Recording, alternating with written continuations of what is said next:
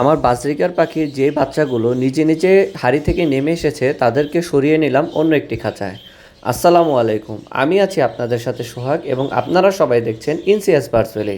আমার yellow DF এবং white DF Japanese বাজরিকার পাখি থেকে এবার মাত্র একটি বাচ্চা পেয়েছি এবং অ্যালবিনো এবং হোয়াইট ডিএফ বাজরিকার পাখি থেকে বাচ্চা পেয়েছি মোট 5টি। জাপানিজ বাজরিকার পাখির একটি বাচ্চা এবং অ্যালবিনো এবং হোয়াইট ডিএফ বাজরিকার পাখির 2টি বাচ্চা অলরেডি হাড়ি থেকে নিচে নেমে চলে এসেছে।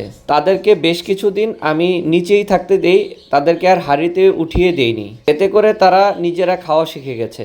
এখন সময় হয়েছে তাদেরকে অন্যত্র সরিয়ে নেওয়ার, তাই আমি বাচ্চাগুলোকে তাদের খাঁচা থেকে ধরে ধরে এনে অন্য খাঁচায় সরিয়ে নিচ্ছি। আমি তাদের খাঁচায় একটি বড় পাত্রে খাবার দিয়ে দিয়েছি এবং পানি দিয়ে দিয়েছি, যাতে বাচ্চাগুলো খুব স্বাচ্ছন্দ্যে খাবার এবং পানি গ্রহণ করতে পারে। তাছাড়া তাদের লাঠিটি আমি একটু নিচে নামিয়ে দিয়েছি, যাতে তারা সহজে লাঠিতে যেয়ে বসতে পারে। আজকে এ পর্যন্তই, ধন্যবাদ সবাইকে।